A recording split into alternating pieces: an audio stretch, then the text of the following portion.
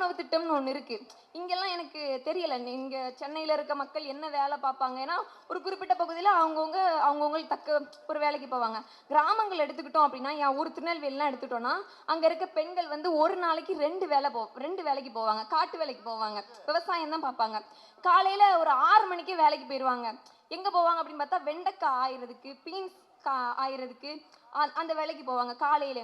அவங்களுக்கு காலை உணவா என்ன இருக்கும் அப்படின்னா, முந்தின நாள் வச்ச பழைய சாதம் தண்ணி ஊத்தி, அதுல 2 ஈராய்ங்கன்னா வெங்காயத்த போட்டு அவங்க எடுத்துட்டு போயிருவாங்க. அந்த வீட்ல இருக்க குழந்தைக்கும் காலை சாப்பாடு அதா தான் இருக்கும். அந்த பழைய சோறும் வெங்காயமா தான் இருக்கும். ஏன்னா நான் அந்த பின்புலத்துல தான் வளர்ந்தேன்.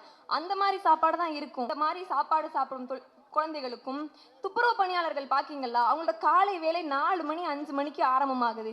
அவர்களுடைய குழந்தைகளுக்குமாக தான் காலை உணவு திட்டம் கொண்டு வந்தாங்க. அது புரியாம ஒரு சில பத்திரிகைகள் அதனால கக்கூஸ் நிரம்பி வழியுதுன்னுலாம் எழுதுனாங்க. இந்த மாதிரி முட்டாள்களுக்கு மத்தியில் இத்தனை திட்டங்களையும் கொண்டு வந்து மக்களிடையே அதனை சென்று சேர்த்து 4 ஆண்டுகளை சாதனை ஆண்டுகளாக கொண்டு வந்தார்.